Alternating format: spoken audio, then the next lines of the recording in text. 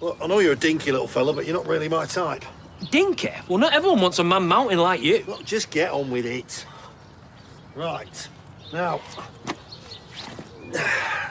brace yourself. This packs quite a punch, does this? Right, we'll put it on the gentle setting then. Oh, yeah. Let me have a look what we got. We got kitten, bunny, snowflake. Really? Obviously not. Prepare to meet my mighty 8-function spray nozzle. The talk of the street. Talk of the street.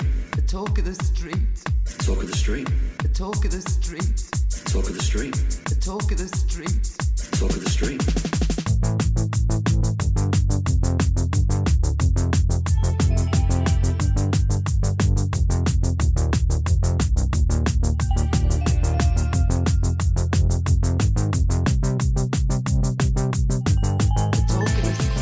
Hello and welcome to episode 207 of The Talk of the Street, an unofficial Coronation Street catch-up podcast that wonders if there's kitten, bunny and snowflake. What are the other 5 settings on Phil's mighty spray nozzle? I'm Gavin. And I'm busy filling out forms for a return visa to Scotland.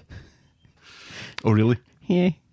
That guy that Abby meets in the alleyway of doom, you can turn that shit round in 24 hours. I know. Takes 2 weeks for a passport, but a Costa Rican visa, 24 hours. I suspect Scotland will take even less time. Just done with this country. Oh, you're done with it? All right, I'll see where you're going. Foolish me, I was thinking you were talking about Coronation Street. Well, I was also... It tied in nicely with Coronation Street. It was really did. It was either going to be that, or I was going to say, strangely, I was the guy that guy was meeting in the Rovers. That Sean got the guy out. You posted that horrible photograph of me. That's a beautiful photograph of you. I'm all spotty. I think I've taken an allergic reaction to something. I remember when that was taken. We were in Maine. We were. I was drinking eating seafood. I was drinking a Bloody Mary with a bit of bacon sticking out of it. Yes, you were. It was very nice. Yes. There are still some things this country does well. Typically involving bacon. And alcohol. Yeah. Because we've got to get through it somehow. Only not us because we're sober. Power through. And well, for now. I don't. Sobriety is temporary, isn't it? And I try to stay away from bacon now because cancer and diabetes. In other news, we've booked our hollybobs. We have. Very exciting. We're actually going to take an aeroplane this time. Yeah, we're not driving out. We've driven all the places we can go within a day. So we really have to get a little plane to get us where we need to go now. We're going out to the Rockies and the Southwest, which should be exciting. Yes. Let's see, where are we going? We're going to Colorado, Arizona. And Denver. I imagine us going in a clockwise direction. I don't know why, but I imagine us going Denver, New Mexico, Arizona, Utah, back to Colorado. And then we come back home. And see, it's funny because I had a picture that we go counterclockwise and go Utah and then Arizona and New Mexico and then back to Colorado. Well, the good thing is roads go both ways they normally. Do. So they do. Because I'm most excited to go to Utah and go to the Arches and that's some of the why I was other. going to leave that for last. But fair enough. If you want to go counterclockwise, we can do that. We'll see. And once we get back from this hollybobs, there's only 2 states in the continental United States that we have to hit for both of us to have been everywhere in every state in the continental United States. Yeah, I think I'm just missing Oregon. Especially, yes, you're missing Oregon and I'm missing Nevada. Oh, so you've been to Oregon? Yes. And I've been to Nevada? Yes. So between the two of us, we have all 50. No, well, 48. Yeah, we have between the two of us, we have all of the continental United States, but I don't count it until both of us have been everywhere. Correct, that's the official way of doing it, yeah. So we'll knock those 2 off next year if the world still exists. Right. And then eventually we'll get to Hawaii and Alaska. Right now, Hawaii doesn't want tourists to go to Hawaii because it's such a fragile place. Mm-hmm. And especially during a pandemic, which is still going on, by the way, as we are living proof of. Well, you may remember that I had COVID a couple of weeks ago. Yes. Yeah. Fresh in my memory. Mm-hmm. We're maskless now. Later on that same day that we recorded the last time, I tested negative finally. Yes. So I got the Yeah, all that was clear. just last week. Yes. And you're still dragging a little bit. Still got a road to furrow, like. Yeah. And it is still tiring, and the brain fog is very real, Yeah. which is the most concerning thing about it, is For being you. halfway through a sentence and then I have no idea what I'm talking about or why. See, I was already like that. So. It's a little glimpse into dementia, I think, which is terrifying. No. Fortunately, you have miles to go before you hit full-on dementia. Yeah. I'll be dead long before that happens. Would you stop saying that and go to the doctor, for Christ's sake? How are you otherwise? I'm at the point in my view of finishing Penelope Cruz's filmography that I am watching movies that the only way I can watch them is to purchase the DVD. Uh-oh. So we have lots of Penelope Cruz's early work on DVD now. That's why they're there. Okay. Now I'm caught up. Yes. I'm also now at the point in Simon Pegg's as well, where it's either finding these odd random short films. Like last night I watched the Funny or Die Olympic ticket scalper, where it's Sir Patrick Stewart who's the ticket scalper, and he bludgeons Ryan Lochte over the head and sells Ryan Lochte's ticket to Simon Pegg. So Simon Pegg has to get up and It feels like dive this in. description is longer than the actual film that you're So describing. it was actually quite funny because you get to see Simon Pegg in a Speedo, which is hilarious. Wonderful news. Yes. Shall we preamble, my dear? Yes, please. Give us some of that budgie smuggling corrie news.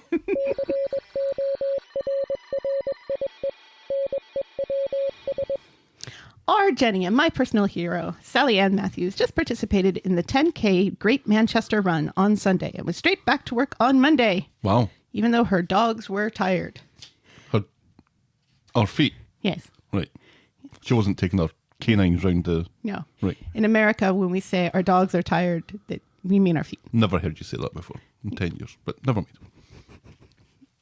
She ran to raise awareness for the charity The Dogs Trust, which is why I was making her dogs were see. tired thing. Right. See, so it all comes together in the end. It does. It does. I didn't think it was strange you saying dogs. Now I know why. The show hasn't confirmed it, but his co-stars Georgia Taylor and Michael Lavelle have publicly declared Charlie DeMello officially off as Imran. And we couldn't be sadder. And it sounds like they couldn't be sadder either. Georgia especially is just, gushing about how wonderful he is to work with, which I can imagine that's true, and also that he's easy on the eyes, which also doesn't hurt. The problem here is we have been stung a little before when it looked like Roy had left for Darkest Peru, remember? Yes, with Paddington. And we were like, he can't possibly have left, but he got his black cab moment. So is that it? Is that? And then he came back.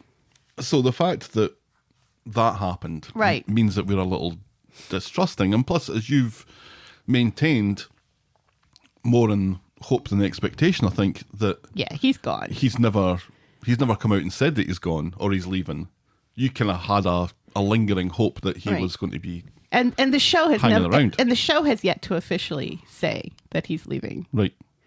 which is weird. But I think it's because of next week and them not wanting to spoil things about what's going to happen next week. Right. This is Andrew Garfield insisting over and over and over again that he was not going to be in the Spider-Man No Way Home movie, and then was in the Spider-Man No Way Home movie. Yeah, it's exactly the same. It's exactly the same. They are the same person, Charlie DeMello And the same thing Andrew happened. Garfield. Moving on. And finally, give well wishes to Alex Bain, our Simon, who was rushed to A&E this week due What? to a twisted ankle. Oh. Or, well, I or a guess. broken ankle. I don't know. It wasn't specific, but he was in a wheelchair. I don't think you'd go to hospital for a twisted ankle, would you? Well, like a sprained ankle. Anyway, he was in A&E. He posted pictures on Instagram of him in A&E, and then he deleted them for some reason. But then he was posting pictures of himself because right afterwards he had to go to the airport to get on an airplane to Frankfurt, where he was going on vacation with his girlfriend, Molly Lockwood. So he was posting pictures of himself in the wheelchair with a boot on his foot. But he's like, don't worry, it's just my ankle. But he wasn't specific enough as to exactly what happened to his ankle and how it happened. So anyway, that's got to be painful and awkward for him. So hopefully he gets well soon. I don't know if it's any more painful Simon or doesn't awkward have a limp. than that item of Corrie News, but... Or imagine him in an airport, drunken people going on holiday. Uh-huh. He's going to get people shouting Simon at him all the time, isn't he? Yeah. That's one of the things that, like, you know, when you're little, you think you want to be famous. Yeah. You think you want to be like a famous rock star or movie star or something. And then as you age, you realize that you might appreciate the money and you might appreciate the work, but you wouldn't want the fame. No. Because you wouldn't be able to, like, go out and get your groceries and sit in a coffee shop. Just standing in line waiting to check in at an airport, and you're probably bothered 10 times by people. And the first couple of times you're going to be, okay, fair enough. But then... I think I'd want to be famous enough where I wouldn't have to stand in line in airports. Oh, that's super famous, though. Yeah. You've got your own plane famous. I don't know that Simon from Coronation Street's got his No. own plane yet. No. That's like Tom Cruise famous. Yeah. Or Andrew Garfield famous. To just wrap it back around. And that's Corrie News. Brian's probably got his own plane. Got extra headroom. And now, Poor Brian. we'll podcast for coffee. He's going to be losing Kathy soon. We should be nice to him.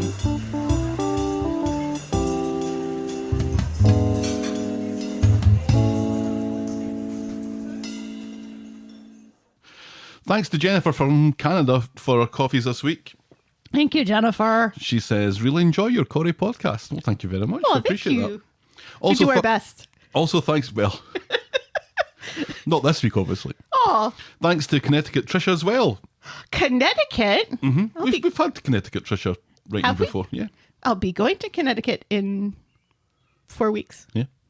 She writes from a Dunkin' Donuts inside another Dunkin' Donuts inside another Dunkin' Donuts. Even though you guys were literally sick and tired, and not just with rubbish plot lines, last week's pod was hilarious, thoughtful, charming, as usual. Feel better soon. Thank you very much, Connecticut Trisha. Yes, and thanks to John Giovinacci. John Giovinacci bought us coffee. I did. am honoured. I think he's bought his coffee before as well. Truly honoured. Hi Gavin, enjoy a nice coffee with Helen to cheer you up after your bout of the virus, and bravo for soldiering on with the podcast, even though you still sounded a bit rough. That did sound a bit rough. Yes. Take care. Thank you, John. And thank you to Melbourne Helen. What? We have a Helen in Australia now? We've got a... I think she's changed her name. She was Australian Helen. She's now Melbourne Helen. Oh, so we have a Helen in Canada, a Helen here. You. Yes. And a Helen in Australia. It's good that you mentioned Canadian Helen first. Yes. And then you. Yes. Right. I think don't we have a European Helen as well? I think there's at least one Helen in the UK who's written us before. So now we just need an Asian and an African Helen to write in. So that our Helen representation Will be complete. All 5 continents. Are we just saying 5 continents? We're not including South America or Antarctica. Oh, well, okay, yeah, South America, but I wouldn't include Antarctica. It's like, I think it was SNL. Was it SNL or was it SCTV that had a skit like in the 70s or 80s where it's like 100 Helens agree about something? I don't know. Melbourne Helen says, still listening and loving the podcast here in Melbourne. So thank you to Jennifer, to Trisha, to John, and to Helen for buying us our coffees this week. An embarrassment of riches. To Costa Rica. And actually, it's funny because we are drinking Dunkin' Donuts coffee. Yeah. We are. Because we buy Dunkin' Donuts coffee from the Costco. And then I brew it here. Oh, sure. So it's not from an actual Dunkin' Donuts. And now new tubes.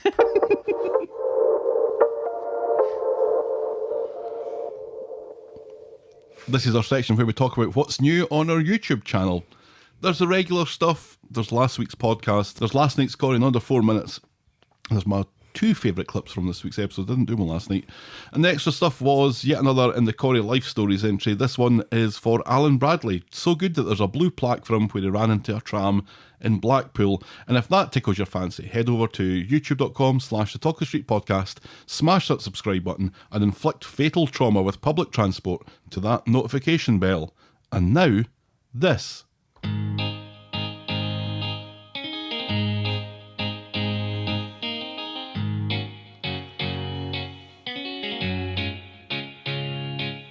Oh, welcome, welcome, welcome. Welcome to Last Year Tonight with me, John Oliver. Just enough time to quickly talk about 3 downward dogs. 3 downward More dogs. dogs again. It's a theme of the week is dogs. We should get Dobby in and get his opinion. Oof. I imagine. This involves yoga and some. Is it Sally doing yoga? That's right, this was Kathy ordering yoga mats for a hot yoga session for her, Yasmin, and Tim's mum. Oh, that's right. This is when I was hoping that they would form a hot throuple, the 3 of them. That's right. I was Gavin, and you were really sorry that you made me watch that Zack Snyder zombie movie. It's the second week that we mentioned that. It came up in my Facebook memories, and you know on Facebook how you could say watching and then blah blah blah. Yes. That bit was gone. But my Facebook post was, this movie is crazy. Do like the zombie tiger is cool though. Is my post, and that's how I knew that it was about that movie. But like it seems like the universe has been wiped clean of memory of that movie. And the universe is not complaining. This was not the worst movie that you'd watched that year, though. No. There was a Nick Cage movie. Oh yes, Jiu-Jitsu. Or Mortal Kombat. You weren't sure which one took the prize. I didn't watch Mortal Kombat. Benny watched Mortal Kombat, and I kind of like heard it from the other room and said, that movie sounds awful. But Nick Cage wasn't in Mortal Kombat. I very much enjoyed the Friends reunion show, which I watched in the morning and was visibly upset when I logged into my first meeting at work of the day. It was quite sad. I still haven't watched that. Or the Harry Potter one. Yeah, they're both worth a watch. We made tentative plans to visit the Friends apartment building the next time we were near New York City, which we didn't do. Your kidney stone pain meds were making you teary. Sam's disappearance brings Nick and Leanne back to the street where Mild, Pearl and Natasha, determined to do the sensible thing, await them. Tyrone and Alina are excited about buying coffee-related goods for the flat, while Evelyn is determined to make him and his midlife crisis as miserable as possible. Daisy's plan to blackmail Ronnie all the way to double glammy successful backfires when she misjudges Jenny's tolerance. Steve is confronted by the ne'er-do-well who caused last week's bike accident. That was that Curtis chap. Yes. And both he and Emma are surprised for different reasons to discover that he's the old version of Todd, but from 1999. A workplace accident puts Evelyn out of commission and has Dev and Bernie dancing to her tune to avoid legal action. That was funny. Nina is conflicted to learn that Seb's funeral is tomorrow and Abby has kept it secret from her, while Asha continues to work her way to the truth of ITV Corrie's involvement in the murder. Johnny's eyesight in prison can't have been that bad, as he immediately recognises Sharon from visiting Harvey, and Gary is only happy to confirm the connection. Cerberus gets his biscuits, David checks the red rec, and everyone gets a haircut. Our moment of the week was Sally's kinky estate agent roleplay, and our boring moment of the week was Brian fetching a laptop, and that was Coronation Street and the Talk of the Street this time last year. I'm trying to think of the worst movie I've watched this year. That Uma was terrible. See, I liked Uma. I attempted to watch Deuce Bigelow, European Gigolo yesterday. Why? Because Fred Armisen is in it, but it's an uncredited role, so I stopped after like 20 minutes when they had already made a racist Asian joke about Asian men having small penises, like for the 8th time. And it took 8 goes of that before you... And Norm Macdonald plays a Scottish gigolo in the movie. And I'm like, no. It's got Rob Schneider in it. I know. Surely watching nothing that has Rob Schneider in it trumps watching anything with somebody in it.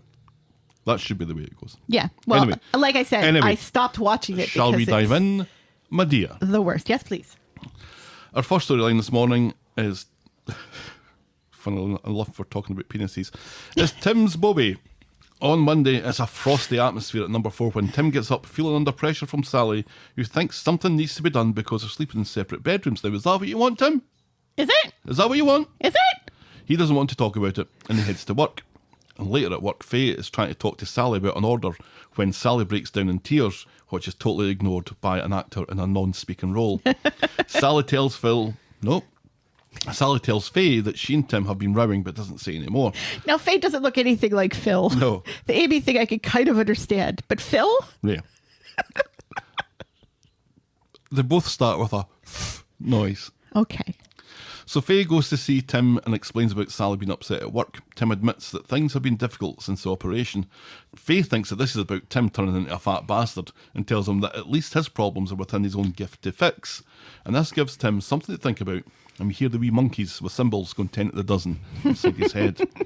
So back at home, Tim has summoned Sally and proudly tells her that he's got another appointment with Gaddas. And this time he's going to go to it because this time he wants Sally to go with him. Belter, says Sally. This really was me rushing away from work to listen to. Mm-hmm. Yeah. So she's not the only one who rushes away from work this week without telling anyone she's leaving. Right. They go and see Gaddas, and Tim explains about his bother with his Boaby and how he got some horse tranquilizers off the internet and stuff. Gaddas is disappointed that he didn't come to her straight away and reckons that it might be his heart medication that's mucking things up. She changes his dose, which she calls 20 milligrams of rocket fuel, which makes Gaddas and Sally blush. Back home again, Sally's dead proud of Tim, and he can't wait to give her the benefit of his length at the first opportunity. Belter, says Sally again. She advises him to call Kanye though, just in case he remains Mr. Floppy and they have to go back to the doctors. And that's all that happens on that this week. Yeah, it seems like this storyline is finally wound down. Finally. Thank God. Not that I'm opposed to penis stories. I did start watching the new Kids in the Hall last night. So there's lots of full frontal nudity from 60-year-old men in that. So I love Canadians. What can I say? Don't we all? Yes. I don't. They could have spun this out for another month or two. Well, I'm glad that they and I'm aren't. glad they haven't. It feels already that it's been spun out much longer than way we too long. wanted, especially when reading what was happening last year. That was kind of the introduction of the Kinky Sally Right. stuff, so this feels like it's been Yeah. bubbling away for a while. I'm also glad that it didn't end with them walking down the stairs of discovery with satisfied grins on their faces. I'm glad that's not how it ended, Yeah. because that would have been just like, oh, we've magically cured his Boaby after one visit to the doctor Right. and one day on a different dose. There's Sally hobbling into the kitchen to put the kettle on. And get a packet of frozen peas out of the freezer. Right. Yeah, it's a shame that didn't happen. It's not a shame. That No, I just had a sense of filler for the at least the past couple of weeks, just filling in time while we stumble away towards the big action week. Right. Which Just- doesn't involve either one of them. Right, but this is something that's going to take up 10 minutes of time on a Monday. Right. Shall we move on then Yes, please. to our next storyline, which is Jacob's boiler. On Monday, in Nina's role, Shona is singing, which must never be allowed to happen again. I thought she sang quite nicely. It's not the point. It's not the point. She sang it perfectly well, Beautiful singing voice. but we don't need to listen to that. Why? I wonder how much it cost for them to be allowed to have an ABBA song in there. I'm going to guess In the nothing show? because they weren't really playing the ABBA song. If they were to play the ABBA song, it probably cost them a fortune. Yeah. But to have someone singing it probably didn't cost them anything. I wonder. Anyway, Yeah. I liked it. It never feels natural. And I'm not just saying it for Shona. It's like any time in any soap that a character just bursts into song. see, fair enough, because we haven't really, this isn't something that Shona has ever done before. If it was Bernie, she does this sort of thing all the time. That would be believable. Yeah, Shona hasn't done this before and No. will probably never do it again. No. So, yeah, it never feels, it always feels a bit contrived, and it reminds me that I'm watching a soap opera. Not that there aren't clues along the way. So anyway, Amy's pissed off by this like me. And she's further pissed off when Jacob tells her about having a word with Tracy, who thinks that Amy should move back home while she's studying, and he's trying to fix the flat, but Amy refuses to give her and Steve the satisfaction. So Steve and Tracy are putting a lot of faith into Jacob working his magic on Amy, but he arrives to explain But not like that. that their daughter is dead set on staying put. This seems to give Steve an idea, and he quickly hustles away without any explanation. Later, Steve and Tracy take Amy to speed dial to give her a decent feed. Jacob comes in to announce that someone has grassed him up at the council about it being his sister's flat and they're being evicted. It takes everyone no time to come to the conclusion that Steve was a whistleblower, but he insists that he was phoning Keith the plumber to fix their boiler for them. Keith. Right. Thanks, Keith. No one believes him. I hope you choke, says Steve, and he runs away. Back home, Amy is moving back, but only for one night, and only if Jacob can stay too. Jacob announces that one of their neighbours was the one that grassed them up because his sister never returned a can opener or something. Yeah, that's weird. So everyone apologises to Steve, who waves his phone about, and then Keith the plumber phones and wishes everyone well. Right, yes, and asks about this boiler that Steve wanted him to fix for his daughter. Yeah, don't need it No fixed worries. anymore. No oh worries, well it's then. all better. Yeah. Whew. Then on Wednesday, it's early morning, and Ed points out to Steve that his roof is missing a few tiles that need fixed ASAP. Sensing that this is a builder scam, Steve tells Ed to go fuck himself. There's nothing wrong with that roof. Right. So later, Steve is meditating in Nina's rolls when Tracy bursts in announcing that a falling tile from the roof hit her florist van and very nearly killed her. Steve offers her a hug, but she wants more than a hug. She wants that roof fixed and announces that she's going to get Ken to give Ed a call. No, says Steve. Shocked that he'll have to admit that he was wrong, I assume. Steve tells her to hold off and he'll take care of it. And also, because Ed will tell Ken that he'd already spoken to Steve about it and Steve insisted there was nothing wrong, which is going to make Tracy want to kill Steve because it almost killed her. Oh, Tracy always wants to kill Steve. Well, who doesn't? So Steve nips along to the builder's yard and asks Ed to take a look at the roof after all. Ed's nose is still out of joint and he tells Steve to go fuck himself. Along comes Jacob, who has a mate that could take a look at the flat for him. Steve gleefully accepts and flicks the Vickies to Ed. The Get roof. it right up you. The roof of the house. Mm-hmm. Yeah, you said flat.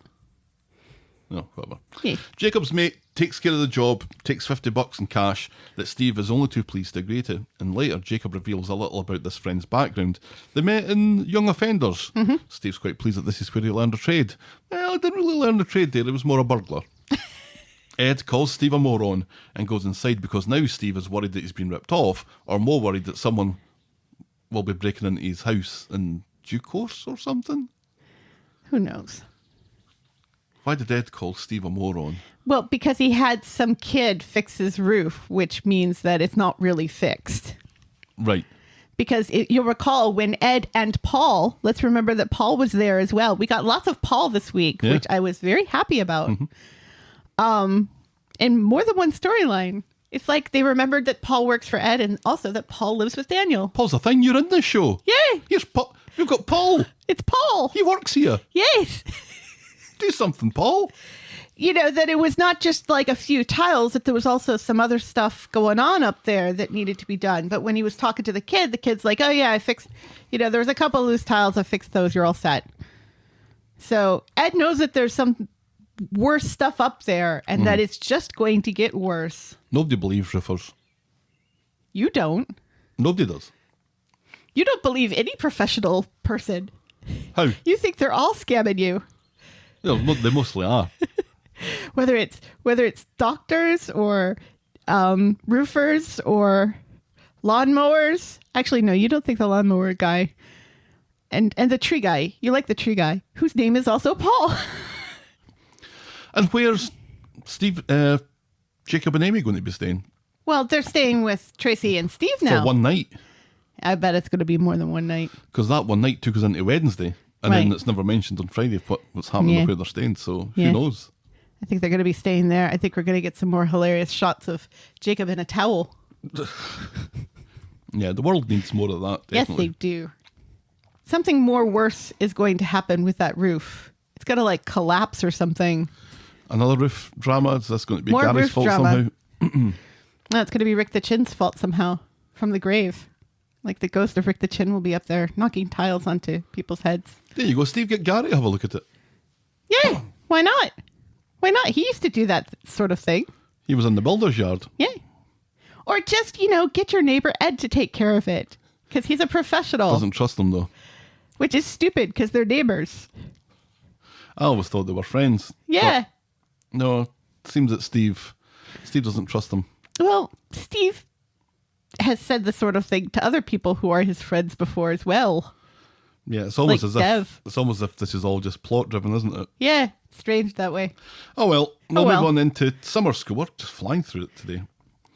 On Monday, Todd comes round to drop off some insulin for Summer. She gets defensive when he goes to the fridge, and Todd sees that she has plenty left when Billy explained that she was nearly out. She leaves, and a suspicious Todd gets right on the phone to Billy to grass Summer up. So Billy comes home and quizzes her about not taking her insulin and not taking care of herself. She denies it and says if she wanted a Spanish Inquisition, she'd go on a quiz show in Madrid. And she storms out. I don't think she says exactly that, but that's the gist of it, right? Because nobody suspects the Spanish Inquisition, Nobody see. does. On Wednesday, Summer is stressed out of her tits about her upcoming exam. English exam, I think it is, this thing. Yes. Shouting at Paul about Billy being a pain in the ratchet about her diabetes. Because they remembered that Paul is involved. Paul works here. Paul is Come on, Paul is one of Summer's 3 dads. They remembered that as well. You Paul can- is everywhere this week. You can be in this scene if you want. Yay! Come on. Lots of Paul. No one cares about Summer's eating disorder anymore. They're all just focusing on her diabetes. Well, it seems like they are a little bit because Todd was kind of concerned when she said something about getting fat. Remember? And Todd says, it's more. He didn't handle it well. He said something like, isn't it more important to, manage your diabetes than to worry about your weight? Sort of thing. But it is kind of mentioned a little bit briefly. They seem kind of concerned, but it does seem like they're more concerned. It's funny, the differences between type 1 and type 2 diabetes, because my medication seems to be making me thinner as opposed to fatter, which Yeah. is nice. Even you mentioned the other day that my face didn't look quite so puffy. Yeah. I think you're also eating a bit better. Well, yes. Yeah, just that Billy made a point of saying, right, we're going to have to keep on top of this. We're going to keep on top. I'm going to take responsibility here, and I'm going to be keeping on top of your medication and your eating. Right. And to make sure that you're okay. And he hasn't. He hasn't done any of that. Yeah. Yeah. It's only Paul that makes sure that she eats that day. And it was only Todd that was concerned about her insulin the other day. So if Billy's saying that that this requires him now to be more on top of what's going on with her, he flatly isn't doing it. Well, see, he's a bishop now, so he knows how to delegate. He's an archdeacon. Oh, yes. He's an archdeacon now, so he knows how to delegate. Yes, So that- him staying on top of it is saying, right, you, Todd, you're responsible for the insulin. Is that him really keeping on top of it then? And you, Paul, you take care of the making sure she eats. And then you contact me if there are any issues, which is what Todd does. You two people who have been untrustworthy in the past, you are now responsible for this. Would you really call Paul untrustworthy or just very, I very think- angry? I think that Paul is seen by Billy as being untrustworthy. Because on that time that he kept on getting arrested and was, I think, to blame, or was in at least blamed for Summer getting run down by Kathy that time. Right, but that was Todd's fault. Yeah, but does Billy know that? I think so, because remember the video? There was footage of Kathy running down Summer. No, there was footage of Todd trying to frame Paul for everything. Yeah, I don't think it was that specifically. Anyway. Anyway, Promises to check in on her later. Then Amy comes along with news about an end of term party that's going to be happening at, I don't know, Bianca's house. And she shows off a skimpy dress that she's going to con Steve into buying her. Summer smiles and worries about being fat again. Later, Amy and Summer have sat their exam and are doing what you must never do after an exam. talk about the exam. You talk about it with your mates. Never talk about it with your mates because you assume that they're right. That was how it always went for me anyway, so you never do it. Amy complains that a birdsong question was tough, but on examination it sounds like Amy has given a much fuller answer than Summer did, and now Summer is petrified that she's fucked up the entire exam, which in turn will fuck up her chances of being accepted at whatever university she's applied for, I forget. But it's just that they answered the one question in 2 different ways, focusing on 2 different points of the plot, where Amy focused upon the relationships while Summer focused on the historical ramifications and metaphors. Both valid. Both valid. You know, Summer is worrying over nothing, which is just getting ridiculous. Summer's thick as fuck. Seriously, I don't think we have any proof that Summer is intelligent other than what Summer says. We've had no proof of it. Yeah, these other kids are not constantly studying and revising. And they're doing perfectly And well. they're doing great. Right. And Summer is just so focused and terrified all the time, and it doesn't make any sense. But I mean, that's the point of literature. That's the point of the arts in general. You know, you read a book. If you and I read a book, you would interpret the book differently than I would, because your life experience is different from mine. It's like when we go to movies. There are oftentimes we go to a movie. We were just talking about Uma, where you didn't like it and I loved it. And a lot of it has to do with the fact that we're coming at it from two different points of view. Right. So Summer's being so ridiculous here, and it's just annoying, so irritating. Yeah. I'm just so fed up with her. It's impossible to be sympathetic, I think. It really is. It really is. Even about the whole diabetes stuff, because so much of it she's doing to herself. Oh, all of it, really. Yeah. If she was keeping on top of it, then this wouldn't be happening. Right. So she goes to worry about it some more in the community garden, admitting to Addie that her banal answer will be lucky to get a B, and Bs are no use in Oxford, because otherwise it would be Boxford. Addie says it's only one question. Summer thinks that that's irrelevant. Summer really is thick as fuck. Back in the flat, she celebrates fucking up her exam by scooshing her insulin down the sink.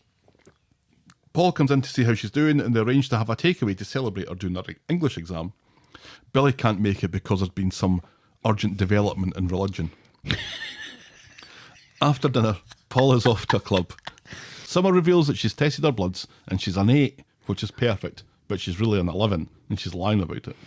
And then later there's a weird wee montage as she's trying to study, but her bloods are now at 22, and she seems to be struggling, but she puts off taking her insulin until by the time she takes it, she's so fucked up that she's crying. And meanwhile, no one has tiled that bit in the kitchen.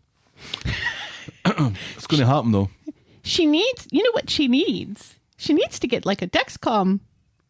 She needs to get one of those things that you just stick on your body that tests your blood sugar and that you can share with other members of your family, so that if her blood sugar gets too high or too low, Billy will be alerted immediately. I see that getting advertised on UK TV quite a bit now as well. Yeah, so they do have it in the UK. This technology exists. This technology exists, and it's specifically for, you know, I think it was specifically developed for teenagers and kids who have a hard time sticking their fingers all the time and stuff. Come on, Coronation Street, get with the times. On Friday, it's another day, another exam, another scene of Summer scooshing her insulin down the sink. Paul comes in for a forgotten phone charger. If people aren't leaving their phones about the place, they're leaving their phone chargers about Why the place. would you bring your phone charger over? Why? Why would you do that? Why would you? Why? I brought my phone charger so I could charge my phone while we eat our takeaway. Sure. Now, my man bag always had a phone charger in it, The mighty man bag. but Are you still using that backpack now, or do you? Oh no, you have your. Are you using that? I haven't moved things into my new man bag yet, because I'm growing to like that backpack. I never thought I would, because it's a backpack, Right. but it's got so many lovely compartments. It does. And lots of Backpacks are zips. great. But I love my man bag. It's a quadri. You'll be like me, who has like a million purses for different occasions. And I still haven't got round to throwing out the old one, which is decaying in the corner of the room. You'll never get rid of that. I'm finding it really difficult to get rid of it. You don't. You don't have to. Just stick it on a shelf, and it'll always be here. It really has an enormous amount of meaning Right. and sentimental value Right. for me. It's like one of the last things that still exists from your time before America. Right. It's that and my Boston Red Sox t-shirt from 1999. And I can still fit in there Don't you still if I have? choose not to breathe. Anyway, Paul has missed all of the excitement of the scoosh and the insulin and wishes Summer luck in her maths exam this time. I think Yes. she's already had French. Oh, bonjour. Yes, because he asks in a funny French accent. Because French people are hilarious. Come on, Paul. You can be in this scene. You need to speak French, though. Ooh la la. At school, the exam starts, but when Summer turns the page over, she discovers that she's blind. Her eyesight is fucked, thanks to her blood sugar. Mm-hmm. She explains It's to all the fuzzy. invigilator about her eyesight and her diabetes, and he leads her to her bag. But thanks to her eyesight, she can't find her kit. Not helped that rather than raking through her bag, she has her arm stuck down a dog's throat. What is it with dogs tonight? Or today, this morning? Christmas tree. So Summer winds up in hospital again. And once again, she tells Billy and Paul that she simply forgot to take her insulin. Taking the huff when Billy scratches his chin, says chinny chinny to her, and remarks that her pants are on fire. She feigns shock, as if she would do something as stupid as that, deliberately scooshing her insulin down the sink twice. And more importantly, that's yet another exam fucked. She's never going to get into Oxford at this rate. Billy promises to have a word with the school.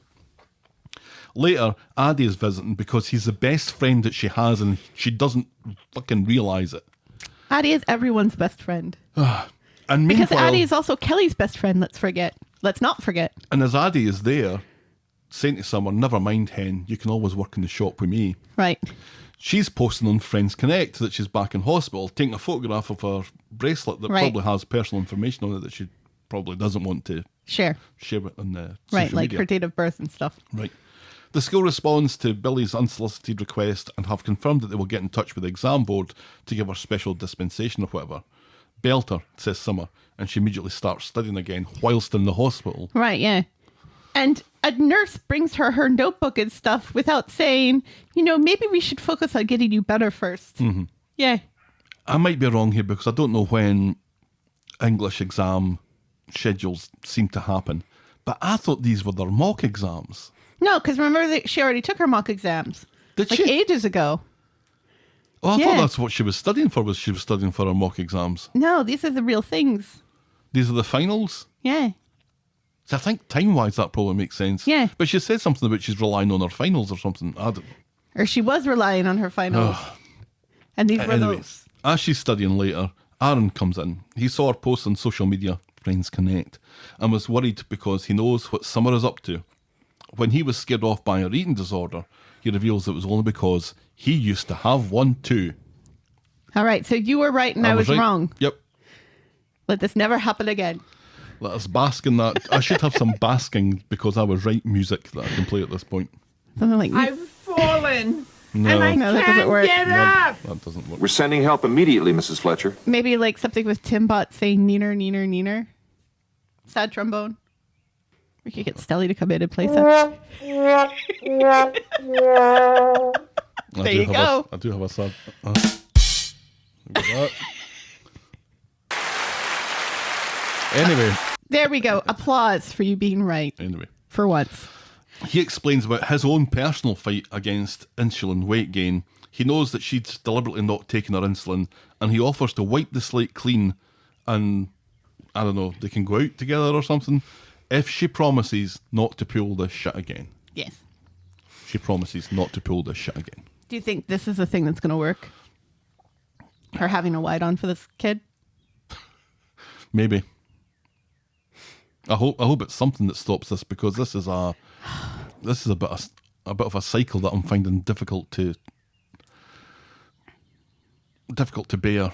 Yeah, it's tough that Summer's whole personality has become whining about school and about her diabetes. And about Oxford. and that's- and about revision. Well, yeah, that's And school. that's it. And just that's all she That's that's it. all she talks about. That's it. That's all she does. There was a moment a couple of weeks ago where Remember she said, when she was... I'm somebody who needs a thesaurus to even do such and such. And Addie says to her, why are you measuring your worth by your ability to be good at school subjects? Right, yeah. Remember when she was kind of like the moral voice of her generation, of the kids? Where Summer would be the one to say, maybe we shouldn't do this. Mm-hmm. Or, I don't think that's right. Or, come on, Kelly, let's get out of here before you do something stupid. She was sensible, yeah, absolutely. Yeah. What happened to that? And her 1.0 and her 2.0 phases. Yeah. Yeah, what happened to that? It's It is just, so nice to see Paul in so many storylines, was though. Paul in it this week? I don't know. I don't think she's going to Oxford. I think that ship has sailed. Now, see, I kind of hope she does go to Oxford because then she'll stop talking about Oxford. But because then if she's she going out the doesn't go show. to Oxford, well, she'd be like back for vacations and stuff. I don't think that's going to happen. It might. But if she doesn't get to Oxford, then for the next 10 years, whenever Summer's sad about something, she'll complain about the fact that she never got into Oxford. And that would be irritating. There is a road that has already been ploughed for this storyline, which is if Summer continues to screw up her exams and doesn't get into Oxford, she is going to turn into Daniel. Because this is Daniel's problem. Daniel never got into his course that he wanted. Right. Ends up being a teacher. Ends up being shit at that. And ends up having to quit it. So what's he going to do now? Fuck all. Right. Live off his dad. So let's start talking about all that stuff now. Okay. With the kicking out Nikki storyline. On Monday, Ken learns early doors that Daniel didn't get the teaching job, and because of that, Tracy decides that they're family, so she forgives them. So that's that then. You're welcome, Amy. Yep, this is so important that we're treating it within the first minute of this storyline on a Monday. That this is now all Yeah, it's all done. swept under the carpet. All done. Daniel tells them that he'll be working at the school to the end of his contract because he's a good guy like that. In the Rovers, Daisy comes over as Daniel reads the situation's vacant in the paper. He explains that he deliberately fucked up his interview, which Daisy interprets as him feeling sorry for himself. He asks her to join him for a drink, and she agrees. Again, I don't understand why people are looking for jobs in the paper because Phill did this the other day too. What's wrong with these people? They still post job ads in the paper. Right, but No, this is what you do when you need a job, but you don't really want to find a job, is you look at jobs in the paper. I think this is him pretending to be bothered about looking for a job. She says teaching's loss can be pizza delivery's gain. I know that was hilarious. So they go through the back and they chat about the relationship. Daniel insists that he doesn't give a fuck about Nikki. Yay, Nikki. All he cares about is Daisy. He misses her so much, although I can't see why. But Daisy can't go down that path again, and she goes back to work. At home... And she seems to have gotten highlights this week. Yeah. Yeah. At home, Nikki is doing Daniel's ironing and... Why? Why would you do the ironing of a man who says he doesn't want a romantic relationship with you? And from looking at Daniel, she can tell that he's been speaking to Daisy. She can see the imprint on his soul. He deflects, but Nikki knows the heart wants what the heart wants. So Nikki goes to see Daisy in the Rovers again, calling herself the Daniel ambassador. She makes a case for him, saying that he's off his food. Nikki says that Daisy is torturing him, and he's home alone if she wants him. How dare Daisy torture that Daniel like this? Oh, how dare she? How dare she stick up for herself and put boundaries up when Daniel has treated her so horribly in the past and say, you know what? I don't want that anymore. Yeah. Daisy's been gaslit by Daniel for about a month, Right. if not more. As well as Daniel gaslighting Nikki, and now Nikki is trying to gaslight Daisy. So Daisy goes back to see Daniel and is instantly disappointed to see Nikki's bras are hanging up all over the place. She admits to missing him too. He wants to get back together now while Nikki is in the bath, and that's Daisy's problem right there. She doesn't expect Daniel to ask Daisy and Maisie to leave. She doesn't expect Daniel to ask Nikki and Maisie to leave, but they can't be together until he does. Daisy leaves, and we see Nikki has overheard at least some of this. So on Wednesday, Daniel gets home to find Nikki packing.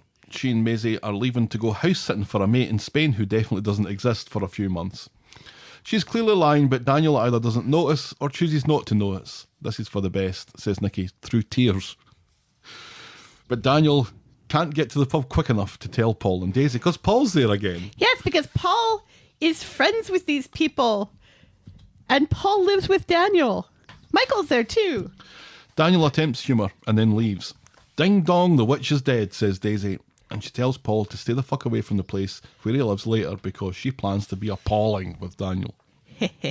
Later in the flat, Daisy actually says when she sees something she wants, she has to have it. And that is a beautiful precursor to the pair of them going off to be awful. We must draw a veil over that. Yes. And that's the end of that storyline. Yes. Are you happy that Daisy and Daniel are back together? Yes, Are you? I am. Why? Because I like the two of them together.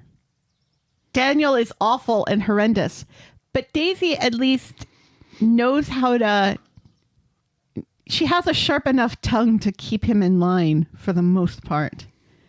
You know, the gaslighting stuff was appalling, but her crack about the pizza delivery and stuff, you know, she... Doesn't it say something to her about, oh, well, we're talking about your favourite subject, you. And she says, this is the reason why I don't want to be with you. Yeah. With lines like that. Yeah. Oh, he's so awful. He's so awful, but he would be awful with anyone. I think Daisy is the best case scenario for him right now. She deserves better. Yeah, she does. And I think could get better. Well, yes. And she says that. She says that to Nikki and she says that to Daniel. But as long as she's happy, that's all that matters to me. It could be worse. I am not standing this relationship. It's not the worst relationship on the street. Let's just put it that way. Is there a person that Daniel could be with that I would go for? No. Because how many other single women are on the street his age? Yeah. Alia. And if Alia is God, with anyone no. but No. Ryan, then we riot.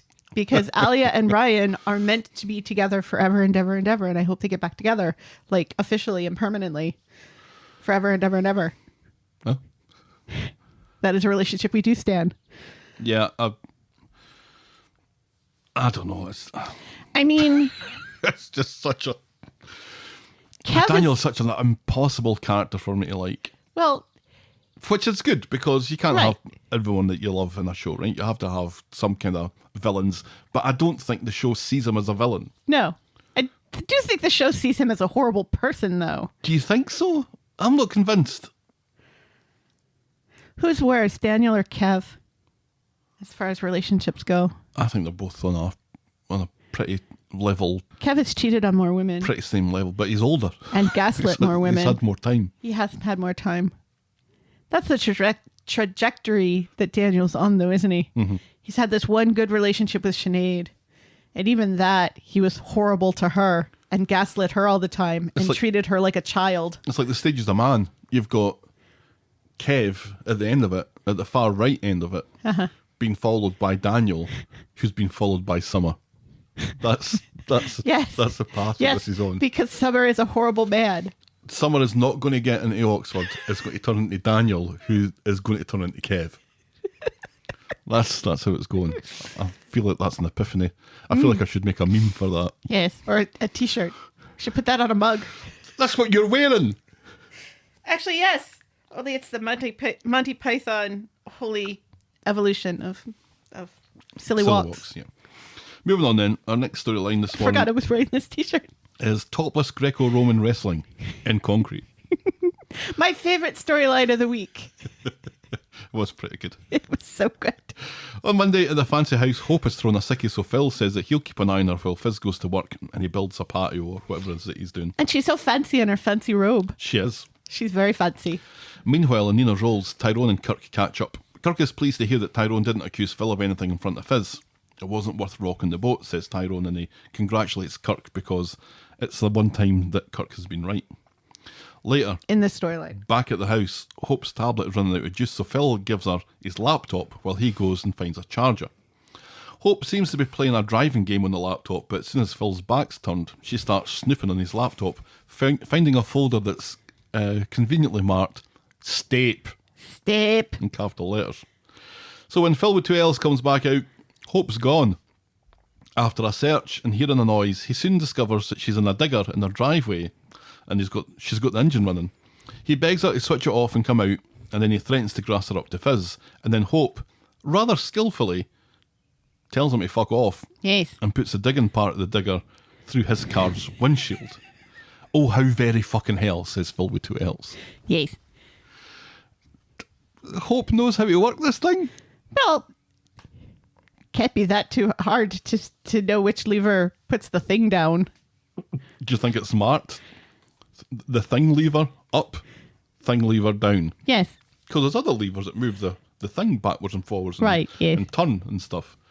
She doesn't seem to have any problem whatsoever with that. Yes. It's hilarious. PHI double hockey sticks says, oh, HE double hockey sticks. Yes, it does. Yes, he does. I think, though, it's in keeping of Hope being this enfant terrible, Yes. that she would know how to operate a digger. Right. It's like, And that this would be her go-to revenge for whatever she found in that file. I don't know why she's blaming Phill for it, though. Because Phill has this information, but he didn't kill anybody. This whole part of the storyline bugs me a lot. Quite conveniently, then, it's forgotten about. By the end. But, yeah, later that day, Well, this part of it is kind of no, forgotten I about. mean, Oh, the whole whole bit. Okay. blaming Phill for things. Okay, well, let's run through it then. Yes. So meanwhile, Fizz is on a break in the factory. She's on This a lunch. is hilarious. I love it. And she takes a call from Phill, and 3 seconds later, she's abandoned her cuppa and is running out in the middle of the working day. Without telling Without saying anyone. anything to anybody. So Fizz and Tyrone, because Tyrone's now away from his work, descend on Phil's house. Hope leaves the digger, refusing to go inside with Phill and demanding to go home with Tyrone instead. Ty thinks that this might not be a bad idea, so they fuck off, leaving Fizz to sort this out with Phill. Which is... I don't know what kind of message that sends to Hope.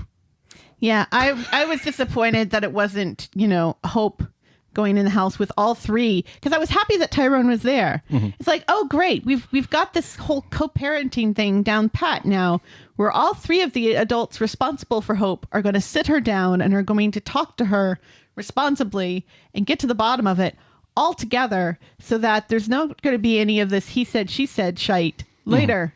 It's going to be a united front. Yep. And that's not what happens. No, of course not.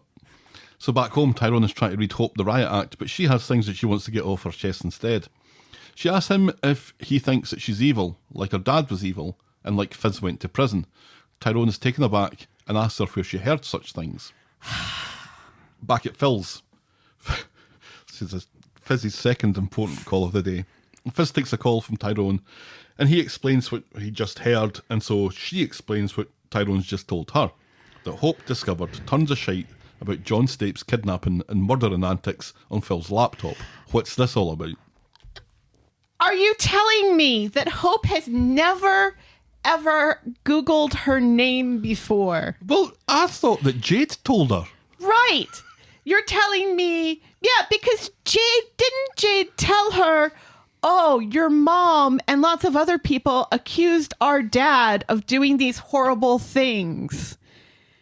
I thought that she was specific with her about they said that he killed people, but he really didn't, although he really did. And Well, he also kind of did, yeah. kidnapped people and Yeah, was well- also having relationships with minors, Yeah, well, it was, when you say it out loud, it doesn't sound great. which we will get to the appalling thing that Fizz does later when it comes to all of this, which just made me want to punch a wall. But anyway, this is... Remember, this is a storyline that we love. Yeah. Well, there's a specific reason why we love it. Oh, yeah, we'll get there. But, the fact that Fizz and Tyrone are shocked that she has found out that her dad was a serial killer, when we just had last week talk about how so many people that don't know Fizz seem to know all about it. Yeah, it's and common that knowledge. It's been on a podcast and all this other stuff. You think this... And they talk about how they're concerned about the fact that she's got this last name and that kids are going to harass her. You think that hasn't happened already? Mm-hmm. You don't think that maybe that's why these kids are constantly bullying her and why she's, reacted to the bullying? Because people think that she's evil because her dad was evil? I thought that Jade gave a corrupt version of the storyline to Hope. But I thought that Fizz had done at least some re-education on her after the whole Jade thing had kind of blown over. So, I don't know. The fact that they're so mad at Phill that Hope knows that her dad was a serial killer and a pedophile and a rapist and a kidnapper. It's not a great look. So Phill claims it was research for a book that he was suddenly planning on writing out of the blue in an attempt to give Fizz an opportunity to tell her side of the story. I don't even have a publisher yet. Right. It was This was just an idea. It was one little folder. There's barely anything in there yet. And this idea came to him after she was so upset last week. So this is new. Uh-huh. This is new. This days old. Just happened. A days old idea. You know, which is stupid because he saw how she reacted. Why would she want a book written when she reacted so strongly about people remembering that this exists? This gives her a chance to get her side of the story out. Right. But yeah. And, you know, I understand Fizz's, you should have spoken to me first about this if you thought this was such a good idea for me. Mm. But also, Fizz acts like this is a huge betrayal and is evidence that Phill was a bad guy the whole time and was lying to her the whole time about something he just started doing last week. A few days ago, right. and plus, everyone knows how much Phill loves true crime. Do they? Well, people call him True Crime Phill, don't they? We know that Michael is into true crime, but Phill didn't mention anything about being into true crime last week, did he? A book would give her the chance to air her side of the story. A book, asks Fizz. A book, says Phill with two L's. Mm-hmm. You think that trauma is a good idea, says Fizz, and she's heard enough. And she leaves, and she tells Phill that she will never be back. She will never be back to this beautiful, big-ass garden that she's got now with lots of green grass where she can sit and drink her morning coffee outside in the lovely sunshine and this big mahoosive house on this nice quiet street that I think she's invested some money in, or at least plans to. Yeah. Back at Coronation Street, Ty is shocked and tells her about what he saw the other day when Phill was supposed to be in Leeds. They agree that they need to mitigate the damage and talk to Hope right now, manage the message before Ruby finds out. Fizz laments that she's backed the wrong horse again, and Ty tells her that they can move back into his place for now. I don't think Fizz was planning on asking. So Fizz hilariously explains to Hope about John, this really was funny, about his penchant for kidnapping Rosie Webster, how Rosie was a strumpet anyway, and how he had an affair with her while she was at school. Right. This is not funny. This is appalling. Oh, no, it's funny. She's calling a teenage girl a strumpet and blaming this teenage girl for her ex-husband's... Rosie. No, but she was a kid at the time. She was a teenager. She was in school. She was, but Rosie. It doesn't matter. It doesn't matter. She's blaming Rosie for John's actions. This is not funny. This is gross. No, this is funny. No, it's not. Because it's Fizzy's... because we as viewers know what we saw, and hearing Fizzy's take on it, which isn't... It's appalling. Which isn't... And Tyrone is appalled. Touching the main... Well, Tyrone is appalled because she's trying to... She's sugarcoating. Right, she's sugarcoating. She's sugarcoating sexual assault, kidnapping, and murder. And then he went to Colin Fishwick's party, and shit went downhill fast after that. To Tyrone's disgust, Fizz tries to put a positive spin on John, which leads him to call John and Jade nutcases. Yes, he was responsible for a few deaths, but all John wanted to do was teach, says Fizz. Right. Again, that teach was funny. Teenage girls how to have sex with him. Later, we learn that the Great Fire of London killed about as many people as John State did. Then Phill comes back in looking for a chat with Fizz. The book was meant to be a surprise, and he thought she'd be well into it. The idea was golden, and he also thought about doing a spin-off podcast. He's just burying himself further in all of this. I don't understand. I thought Phill was smart. Fizz can't believe that he's still trying to pitch this idea to her and throws him out. You're dumped. So Tyrone comes back, and upon learning that Phill with two L's is history, he reiterates that Fizz is welcome to stay until the house sells. He'll kip on the sofa, and as far as Evelyn is concerned, he's still the villain in the house. Apparently she's booze when he comes into rooms. Later, Ty is on the couch under a duvet when Fizz comes in to see what decorating blooper shite he's watching on TV. He offers to make her a cocoa, not too much milk, and they both steal fleetingly uneasy, but seemingly romantic, looks at each other.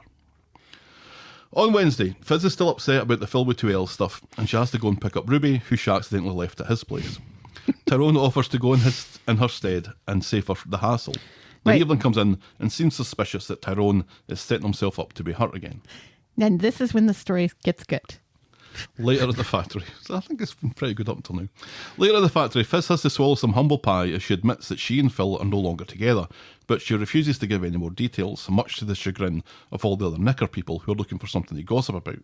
Jacob announces that one of the perks of being a drug dealer is all the spare time he gets to watch children's TV. And that was funny as well. Yes, it was, because he was rightly pointing out that Fizz wouldn't be Bob the Builder, she'd be Wendy. That's right. At lunch, Sean goes fishing for more information. Fizz says that she's a shell of a woman and tells him about Phill being creepy as fuck about John Stape and his publishing plans.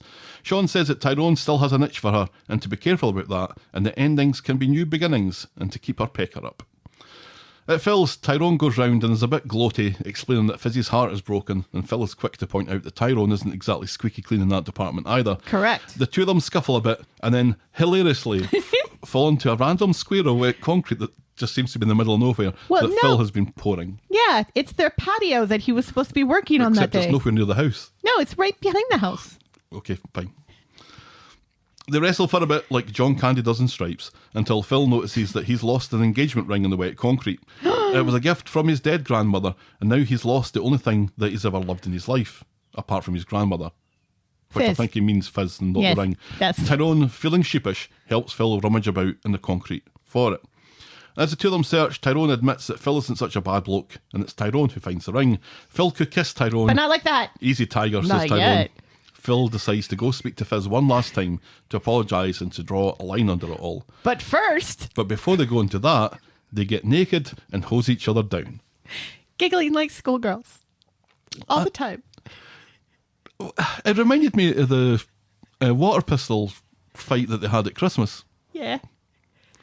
They're so Where cute. it seemed, I don't know if Tyrone was taking it seriously or not, but They're so cute together. Forget Fizz. Let's just put Tyrone and Phill together because they're so adorable. Especially since Tyrone is so wee. and Phill is so Not man wee. mountainy, right? Yes.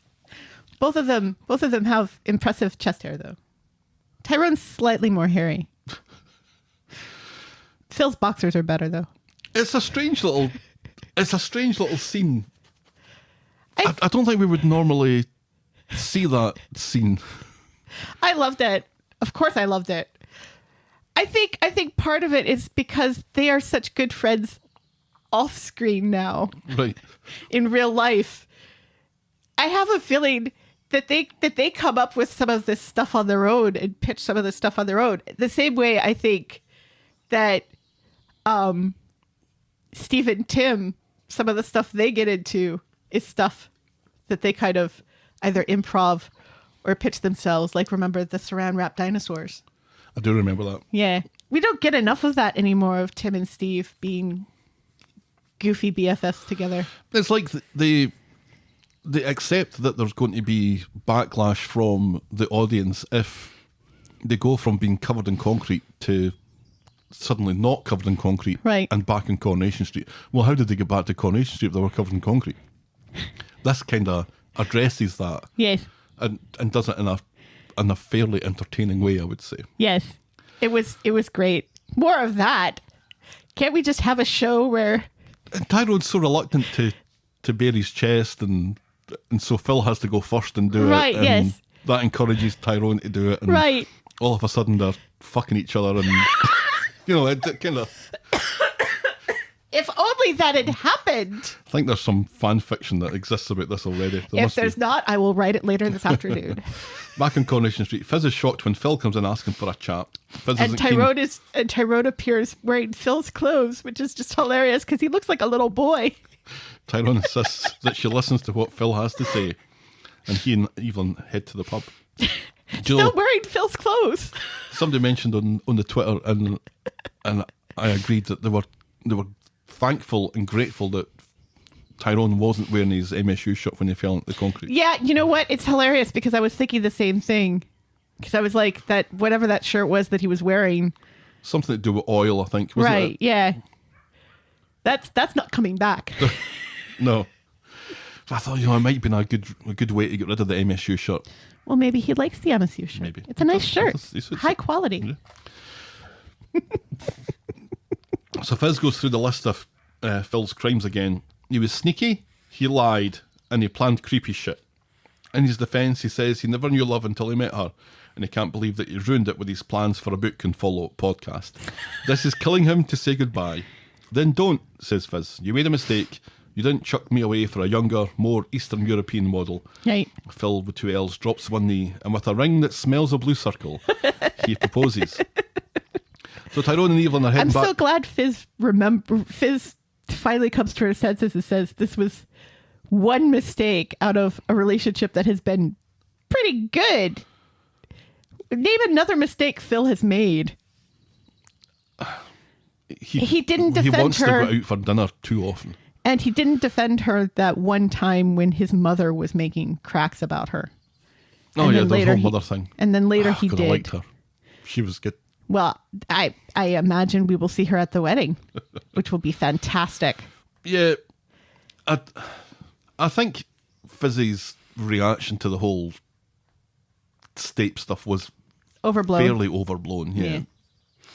Earlier on in the week, it did seem like this is what they were trying to do, because you'd mentioned last week when we saw Phill in the garden talking to the other guy that maybe this wasn't such a nefarious activity after all. Maybe there was a reasonable explanation for it, and there was an explanation for it. I don't know if it was reasonable or not, but it wasn't that he was mucking about behind her back or whatever. Right, it was that. But it's not devious. But the whole way that it was played at the start seemed like this is serious and this relationship is over, and this is how Phil's going to go out of it. Yeah, that wasn't satisfactory at all. It was a terrible way for Phill to go out. Are you sure this is it, Phill? Right. Are you sure this is what your secret is? Because this is terrible if this is how you're going out of it. And Fizz's reaction, like when she's talking to Sean and she says, remember when I said what a great listener he was? Well, it's because all that time he was, listening and writing and taking notes. And it's like, no, it just started last week. He's been doing this since Wednesday. Right. What is wrong with you? So, but then it seemed that they're playing it more for comedy, and when they fell into the concrete and they started hosing each other down and sucking each other's dicks a little bit. Just a little bit. Just a tip. Just the tip. We're playing this for comedy and erotica now, apparently. So Tyrone and Evelyn are heading back home when Hope bursts out of the house, announcing that Fizz is getting married and she and possibly Ruby are going to be bridesmaids. Phill thanks Tyrone for all his help, which snaps Ty out of his daze. He congratulates them and is left standing outside the house while everyone goes off to celebrate, and no one mentions the repair costs of Phil's windshield. No. I liked that when Evelyn and Tyrone were in the Rovers, that Cerberus was there as well. Oh, sitting on the seat. Yeah, so dogs are now allowed in the Rovers. Yeah. And they're allowed to sit on the seat. Dogs should definitely be allowed in the Rovers. Yes, because it's called the Rovers. On Friday at the factory, Fizz is shown off her engagement ring, surprising everyone that her on-again, off-again, on-again, off-again relationship with Phill is on again. Sean is particularly surprised at this 180, and privately Fizz tells him that Phill loves her and she loves him, and Tyrone is the past and Phill is the future. Yes. He's garlic bread. Later, she goes round to the garage to see Tyrone, who congratulates her again. She appreciates the help that Ty gave Phill finding the ring while the pair of them were naked and touching each other's genitals. It's almost as if you really wanted to see that. Fizz announces, because I think it probably did happen. Fizz announces that Hope wants to take Phil's last name to get rid of the Stape once and for all, and Ty pretends that he's absolutely cool with this. Yeah. Fresh start, Hope Whittaker, bloody hell. And back home, Tyrone unburdens himself on Evelyn. She points out that Fizz forgave Phill, and maybe it's time for Tyrone to forgive himself. This is a price you pay for getting your hole with a Romanian floozy. Now stop being hard on yourself. And she gives him some apple crumble to make him smile again. Yeah, that was sweet. And that's how we end that storyline. I don't know how I feel about Hope taking Phil's name as opposed to Tyrone's name, because Tyrone is her legal dad now. So that's a kind of muddled storyline, isn't it? Wouldn't it be better for her to be a Dobbs? Oh, Fizz isn't a Dobbs. Yeah, but Tyrone is and Ruby is. Isn't she? Isn't it Ruby Dobbs? Ruby is a Dobbs. Yeah. But Fizz isn't? No, because they never got married, remember? Right. So I think it would be weird that the kid who isn't biologically yours has your last name, but her mother doesn't. Well, no, because she's marrying Phill, so she'll be a Whittaker.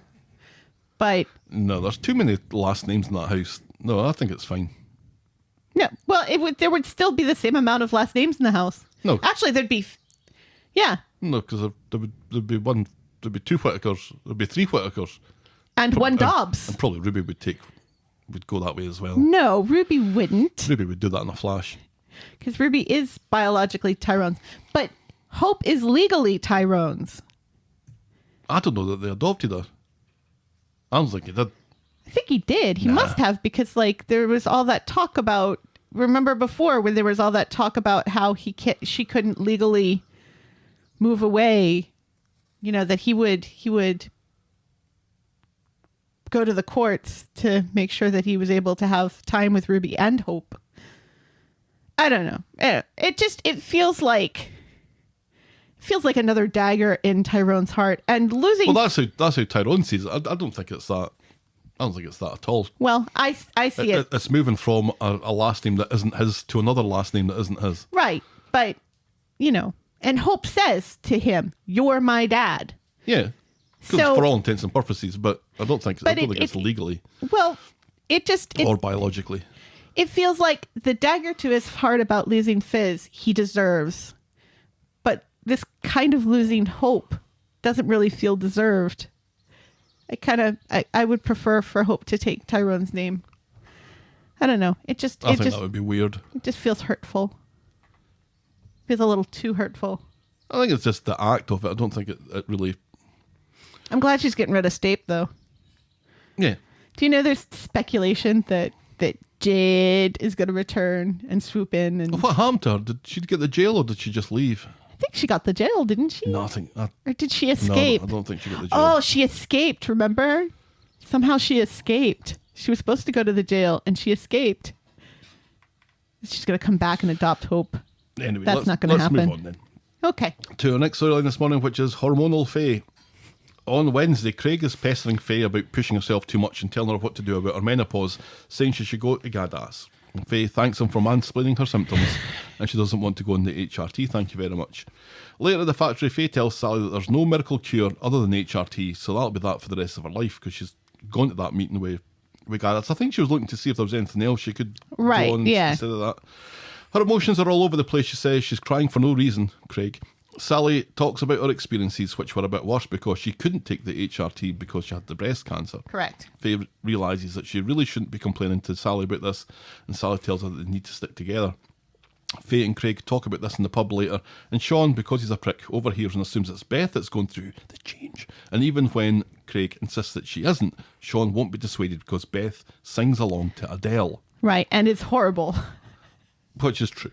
On Friday, Faye is reading every article on the internet about HRT and bites Craig's head off when he doesn't dive in on her research on holistic treatments. Faye's a bit of a bitch to Craig. She snaps at him and bites his head off quite a bit. Well, she is going through the menopause. And Craig is an asshole. Later in the community garden, so he deserves it. Faye has bullied Craig into drinking licorice tea, which he hates. Beth comes along and recommends sticking to what the doctor says. Look what happened to my Sinead, she says. And she made Chesney hit himself in the face with a brick after all. Craig is appalled that Beth is saying what she's thinking. What he's thinking. So there must be some communication that we're not privy to, because next we see is Beth going round to the young crew flat to apologise for having an opinion, and she gives Faye a mug of the herbal tea that Beth's mum swore by when she was going through the change. Faye manages to stay pleasant enough to thank her, and that's what happens there. ASMR. I don't think we're getting a Faye that I'm liking. Well, we haven't had a Faye that we liked for a long time now, let's remember. Craig is right, though. Licorice tea is disgusting. So gross. It just sounds awful. Yeah, because licorice is awful. Yeah. It's supposedly good for you, but it's nasty. It's nasty. It's nice that Beth is helping, and Beth is absolutely right to bring up Sinead and, all of that stuff about, I mean, when it comes to doctors, I think it's right to, maybe see if you can get a second opinion on things sometimes, and have more than one person look at things. But, honestly, HRT is not that bad. It's made my life better. I think it seems the idea is more scary than... Yeah, you weren't taking it 20-year-old. Right. Yeah. Yeah, I think the idea is more scary, and the fact that she's going through menopause at such a young age is scary. But Yeah, I think she's still getting over the fact that she's been told that she can't have kids. right, And that the one chance that she had for that, she kind of fucked up. right. Well, she feels like she fucked up, but honestly, she probably did the best thing for that absolutely. kid. Yep. But as far as she's concerned, yeah, that was her one chance, and Right. I don't And now think she's so. being punished for it right. in her point of view. So there's that, and then there's the whole hormonal part of it that is Right, probably yeah. playing havoc with her. So I can understand definitely that she's, if she's not in the best frame of mood, maybe hanging about with Craig isn't a great idea. But No. but I think Because that's he where is- the storyline is really going. Though, Because is at least she can blame her horribleness on her hormones. And this kind of makes a lot of the stuff with Emma seem quite not so bad if she was going through all of this at that time as well, and, you know, going through a hormonal change that she didn't understand. Mm-hmm. So, yeah, but Craig has no excuse. He's just awful. It's like he wants to be supportive, but he doesn't have the emotional maturity to do so. no, I'm sitting watching these two together, thinking they were going to have a family together. Right. Oh, fucking hell! Thank really? God they can't have a baby. Thank God. Oh, Ay, dear. ay, ay. Right, and he's always thinking about adopting. No, dearie me, the social are going to approve this as well. But again, like, can you imagine Faye with Daniel or No, or no. or Craig with Daisy? See, Daniel and Daisy, they're the only two that can be together. But there's like millions of people in this show. Yeah, but hardly any of them are young enough and single enough. We have Michael, who is single. We have Nina, who is single. No, Nina's not single. She's with Asha. I keep forgetting that because we don't get enough content of them being together. No, it never happens. Never happens. Our penultimate storyline this morning then is Sean's special storyline. Do you know, A very here special Sean Here storyline. comes a Sean storyline, and you're thinking, if it's not an exit storyline, it's going to be disappointing. But I actually quite like this. Right. And then he also mentions another storyline that's coming up during the storyline. Did you Ooh, catch that? I don't think I did. On Friday, Sean is telling people who don't care and who don't like him about his latest dating disaster. He went out with a guy who supplies Richard Gere with hamsters. Why can't he meet a nice guy? Asks this awful guy. I believe you brought up Richard. I didn't know. Everybody knows it's not true. Of course, it's not true. Have you seen the size of the hamster? Have In you comes seen a the nice- size of Richard Gere's ass? In comes. Who mentioned anything about that? What are you talking about? In comes a nice guy who announces that he's such a Luddite that he swipes the wrong way, and as such has been on hundreds of dates with fellas that he doesn't fancy. He's actually meeting one of those accidental swipes here in a minute, he says, and then relaxes because that's his setup explained. Sean has an idea how to get him out of it without the guy asking. And the reason why he doesn't think he's going to like this guy who's going to show up is because he has refurbished mannequins in his house. Yeah. Just like you do, Broomy. Maybe read something into that, Helen. So when a nice guy's date arrives, they sit in a booth and talk about caffeine shampoo because both of them are going a little bit bald. When Sean bursts out of nowhere and screams that the nice guy, Frank, has cockcrot. Frank's date doesn't want his own bell end to stink of Roquefort and runs away. Belter, says Frank. Thanks for everything, Sean. You're great at fucking up potential relationships. When Frank leaves, Jenny and Daisy point out to Sean that he and Frank seem to be getting on pretty well, and maybe he's the nice hamster-free guy that he was going on about. Right. And maybe why on earth didn't you give him your number? Sean is picky about the guy's dress sense and his age because he's the wrong side of 50 until Jenny reminds him of his own situation. So Sean goes chasing after Frank, and after some toing and froing, Sean successfully asks Frank out, and Frank agrees. Right. And he gives him his number on a coaster. On a beer mat, yep. And that's as far as we get with that this week. So it looks like we're Sean's going to have a setting relationship. Sean up with another We have homosexual man. yet another gay man on the street. We've temporarily had another two, I know. and then the guy left. And one had mannequins. It was me. It was me in drag. Yep. It was me. Yeah, I kind of like this Frank guy. I do too. He seems really nice. So he should be dating Paul instead of Sean. Absolutely. Maybe that's where this is headed. Oh, maybe, yeah. There's got to be some kind of... Maybe Frank will leave Sean for like an actual decent human being on the street. I think Paul's maybe a little bit too young for this Frank guy. Eh. Has Paul and Sean ever had a conversation together? Sean is involved in the conversation about how everybody is single in the bar at that moment. It's Sean and Paul and Michael and Daisy. They do talk, yeah. Yeah. What happened to James? Well, he was gay. I'm not gay. Wait, did he move with his boyfriend to No. London? No. Because the boyfriend moved to London, right? No, James was on it a couple of weeks ago. It's just he's so dull that you forget about it. He's the worst Bailey. I'm sorry, he is. I think he's just not been given a chance to be the best Bailey. Oh, I agree. But you can only work with what you're he'll given. never be the best Bailey though, because we have That's Ronnie. Ronnie and his arms. And Ronnie is the superfluous Bailey. He was the Right. one that was brought in last minute. Right, yeah. And is absolutely Arguably the best doesn't Bailey. count, but he's the best one. Do you think we'll ever get to meet Ed and Aggie's daughter? Do you think she'll ever show up? I can't even remember what her name is. And neither can you, obviously. Dee Dee. Yes, Dee Dee. Dee Dee Schneider. the twisted sister. Oh, that works rather well. I'm surprised I never thought of that. Until now, I was waiting to get rid of COVID before I made a twisted sister joke, apparently. Well done. Well done. Yeah, so Sean needs something to de-Sean himself. His son is coming back. That he does mention that his son is coming back. Yeah. So that's the next We're giving that storyline. another try, see if it sticks this time. Right.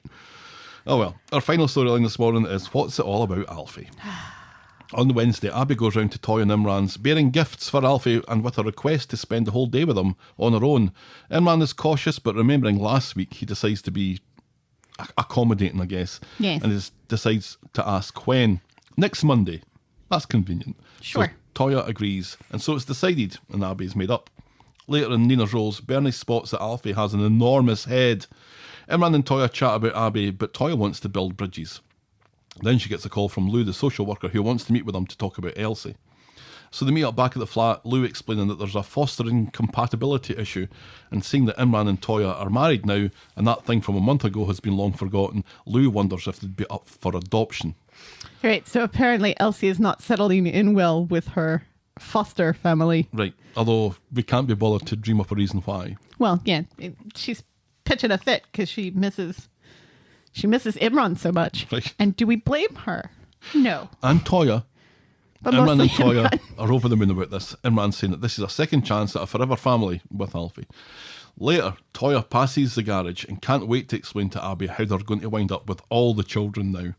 Abby pretends to be excited, but tells Kev it's sickening how some folk have all the luck when it comes to collecting other people's kids. Yes.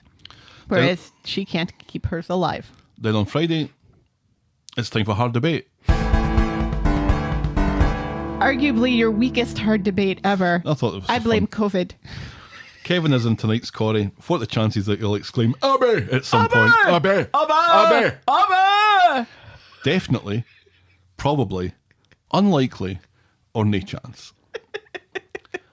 Unlikely scored 0%. Yes. No chance scored 2.2%. Really? From one person who explained that their vote was because rather than exclaiming Abby, he'll exclaim Abby, insinuating that I spelled Abby wrong.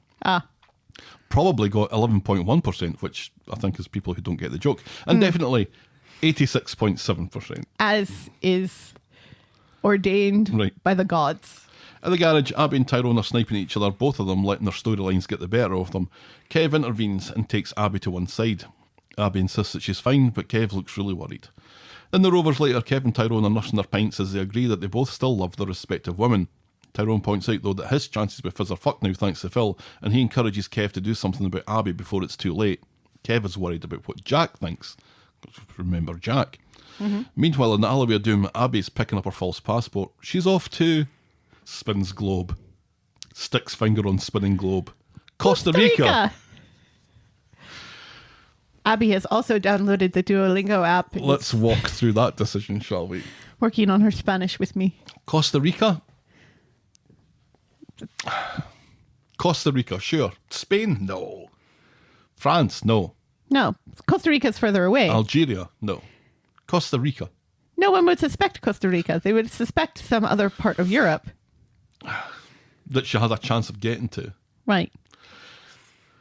You got a visa for this? Asks the shady bloke. And it turns out that she does, even though she doesn't. Oh, you need a visa for this? Asks the shady bloke. And it turns out that she does, even though she doesn't. You don't need a visa to visit Costa Rica. Right, but she's planning on staying there, isn't she? Yeah, well, she just needs to get in. I think getting into the place is her first and foremost concern. And Right, then yes. once she does after that. Yes. But anyway, the shady bloke reckons that even though it's taken them best part of a week and a half to get 2 passports, he can get a Costa Rica visa in 24 hours. Why are these actual lines that people are saying? It's just Plot. so stupid. Kev goes home to speak to Jack, and after a bunch of waffling about caring what Jack thinks and putting his kid first, he kind of fancies getting back with Abby and wonders if Jack would kick off if he did. Jack, though, has been missing Abby too, so Kev takes this as a green light for Boy Wonder. So Kev goes round to see Abby, who immediately tries to hit him up for an advance in his wages, blaming being behind on her rent. Kev's in like Flynn and offers Abby to come home if the money's tight. He and Jack miss her, and he still loves her. She thinks it's too late, but he begs her to come back, and so they winch, somewhat passionately. But As Abby, passionately as one can winch Kev's face. but Abby can't do this and asks Kev to leave. He gets angry about being shut out of whatever is going on in her life. If she loves him, they can make it work. He goes off in a huff and storms off, so Abby has to admit that she's doing an international runner with Alfie. Kidnapping, says Kev. This takes the biscuit, and he has no intention of letting her do it. So Abby says that she has no choice, and if Kev really does love her, he'll support her decision. With every day that passes, she loses connections with Alfie, and every day Alfie thinks that Toyah is his mum and bonds with Toyah. It's much better to steal Alfie away from a stable family unit and take him to a tropical island that she couldn't confidently identify on a map. Or speak the language. Back home, Jack has grassed Kev up to Debbie, who wants to know the lie of the land. Kev is confused about what to do and explains Abby's plans to take Alfie abroad. Debbie doesn't seem to be totally appalled by the idea, but is surprised at Kev's intention to grass to Imran. She wants him to stop Abby for the right reasons, reckoning that he'd be doing it to keep her in Weatherfield more than anything to do with Alfie. Right, because Debbie does not want Kev to get back together with Abby No. at all. So Abby being in a different country is exactly what Debbie wants. A-okay with her, right? So Kev sucks a thoughtful tooth. So Kev nabs Imran on the street, urging him to come clean to confess about stitching Abby up with the drugs. Imran isn't interested until Kev says that he's trying to warn Imran. Oh, go on then, says Imran. And later we see Imran approach Abby at the tram station saying that he had a very nice chat with Kev. I don't know what you're talking about, says Abby, and he's lying. Oh, so you're not upset about Elsie? And confused, Abby laughs and says that she's not upset at all, and Kev is trying to white knight her. We're all good in the hood, says Abby, but Imran looks suspicious as fuck as he watches her leave. So Abby's packing when Kev turns up with the advance on her wages that she asked for and putting a little bit extra as well because he's such a good guy. And he probably hasn't worked out that he's never going to see this getting repaid. He doesn't want her to go, but he would do the same thing if he was her. He couldn't grass her up to Imran because he loves her too much. Remember me fondly, he says, but don't grass me to the cops if you get lifted. Which is such a weird thing to say. Mm-hmm. I no worries, says Abby, and she tells Kev that she loves him too, and she leaves, and that is how we end this week's episodes. Yes. Abby, Toyah seems to be wanting to give Abby all the time in the world to cuddle that baby, do skin on skin, just spend time with him, talk to him. Yeah, Abby has no reason to do Abby this. has no reason to do this except, you know, it's Britain's Got Talent week next week. And she doesn't want him. She doesn't want her son to be with Imran. Which is irrational because Imran is his dad. Yeah. And, you know, is not an awful dad. He may not be the best partner, but he's not a bad dad. Everything we've seen of Imran with little children has been adorbs. It's all he wants. Yeah. In life, really. Which is hilarious because before he got with Toyah and before they started fostering kids, it didn't seem like it was something that he was interested in at all. because it didn't. He and Sabine never had kids. No, he's very much into that, and I'm finding it difficult to understand how people are Team Abby on this. I just don't get it, because you're right. There is no reason for this dramatic turn and fleeing to go as far as fleeing the country.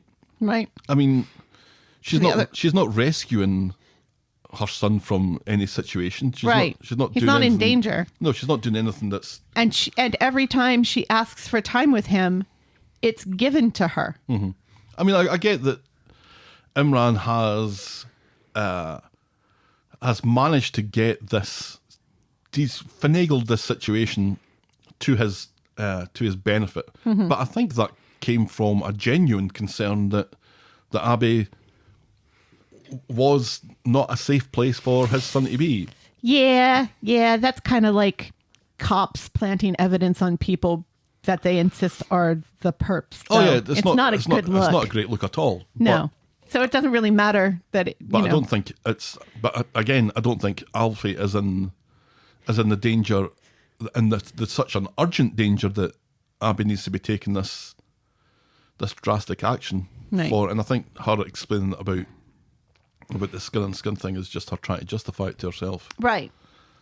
Because again, it seems like, Toyah is absolutely wanting to give her all the time in the world. And even Imran seems to be mellowing a little bit here. Mm-hmm. And who knows how much of that is just a put on or not. Because he is quite snippy when she wants to put the clothes on him. And he says, well, he's still asleep. It's Toyah that's making the decisions here about this. It's Toyah that's saying, this is fine. Yes. I guess she does kind of look at at Imran, but when Imran's kind of hemming and hawing, she's like, no, this is absolutely fine. We need to do this. The best thing for this kid is for us all to be involved. And yes, part of Toyah's wanting this is because she has just now realized what a bad look this is on her. Mm-hmm. One would have hoped that she would have realized this before. Yeah. But what else? I understand this is a soap opera. So emotions and logic is out the door for most of it. Yeah, emotions are elevated. And emotions are elevated to 11. Right. I get that. I just wish, because this could be a really interesting and thought-provoking story about how families are made and how difficult it is for parents who've had issues to not be able to be with their children. Of course, we've already done that with Abby with the twins. Mm. And remember, that was good and noble, Abby, until it was used against her. Yeah. I think that's the thing that's the most ridiculous to me, is that it just... Abby, for the longest time, she goes through these long stretches where she's calm and she's rational and she's the hero of every story. Mm-hmm. And then we go into these periods of time where she's the devil. And I don't like that. Mm. I'd like some more consistency with her behavior and everything. And because it's just, you can't have it both ways. You can't have Abby as the one that we hold up as this noble person who overcame, but then whenever the plot demands it, she's trash again. It's not fair. And we don't do that with Peter. Or we don't do that with Peter anymore. Yes, he did hit a guy last week, but that guy deserved it. Well, I would have hit that guy. I kind of liked that guy. I liked his not giving a fuck this every time. That was kind of amusing, I guess. But he was a dick. Yeah, fair enough. But no, and there's storylines here of kids who are genuinely in danger and genuinely being rescued from situations and stuff that this isn't that storyline either. And if it wasn't for Britain's Got Talent week next week, probably none of this would be happening. No. So we're at the position where we've been in a number of occasions where we're in build-ups to big weeks, like our Christmas stuff that's been happening in the Coronation Street from last October, and Right. and we're building up to something that is probably going to be disappointing because they put so much. They bet so much on this week being the big week, but for Right. me, it's always the week after the big week that's interesting. The week how Right. people react to the aftermath. situation when the dust has settled, sort Right. of thing. So, is there dust settling? Then Imran's departure, Imran's death. I don't know. There's part of me that is still in denial about this and hoping not. But What do you think of Adam's hair? which head? Because it changes every time you see him. It's like Addy. Addy's hair changes every time you see him, and so does Adam's. Because they both have naturally curly hair and it's difficult to manage. He looks like a brush, though. He looks like a toilet brush. Adam? Yes. We only see him very briefly. I don't really. Right, but it's like all shaved all around, so like it's just this bunch of curls just right at the top. You just want to flip him over and Well, rub some rubbish oh, at the top of his head. right. Yeah, it's never Off the really side of the bothered me. toilet. That's never bothered me that No, much. I like It's been it. better. I like it. It's I like just, his big bouffon. I just think it's hilarious that every time we see him, his hair is different. And it's because it's just so difficult. Because I remember on The Big Bang Theory, what's his name said that, the reason why his hair is always so flat in that, because even though he has naturally curly hair, is that they couldn't get it. There was no consistency and continuity in filming because curly hair is so unruly. Anyway. So, I don't know. I think what we know of the... We know we're going to be disappointed either way because Yeah. we're already disappointed in this storyline. And I really don't want... I really We don't want Imran to leave. I don't want that to happen. I also don't want Abby to get Alfie. I don't want... Because we keep on forgetting that she destroys things. This is what Abby does. Well- Sooner or later, she destroys things. Well, not everything. Everything. There's nothing that she has that she hasn't destroyed. Her relationship with Kev was not her fault, destroying that. And it's not destroyed. And she didn't make that kid lose his leg. That happened before her. Yeah, well, she's not responsible for World War II either, but the things that she is responsible for, she tends to destroy. Right, but I hate that. I hate that. And she's not responsible for Seb's death either. She has no She's responsible with the relationship that she had with Seb, though, and she did her damnedest to destroy that. Right, but they were coming back together and they'd forgiven one another and they were rebuilding their relationship at the time of his death. I don't think it's true that everything Abby touches destroys. I think Abby believes that. I don't think she should get Alfie out of doing bad things, obviously. I don't want her to do bad things. I want her to develop a relationship and co-parent peacefully with Imran and Toyah, the way that it seems like finally Phill and Fizz and Tyrone are doing. It's not impossible to do this on the street. Practically every single family on the street is a blended family. Right. It's not above the realms of possibility. It's just that, they've once again made Abby a crazy person and forgotten that she has saved people's lives and kicked in doors and scaled walls and is secretly a superhero. And was responsible for World War II.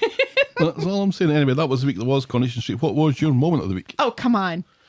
It's naked mud. It's naked concrete wrestling, isn't it? Is it the wrestling or is it the hosing? It's all of it. It's the whole thing. It's the wrestling, and then it's the stripping, and then it's the hosing. What's the image that has been accompanying the moment of the week declaration on Twitter? Is basically what I'm asking you. It's got to be the hosing. See, there we go. It's a hosing then. It's got to be, we've got to include the nudity. That is our... Moment of the week. And I agree with that as well. Yeah, absolutely. It was I was laughing so hard.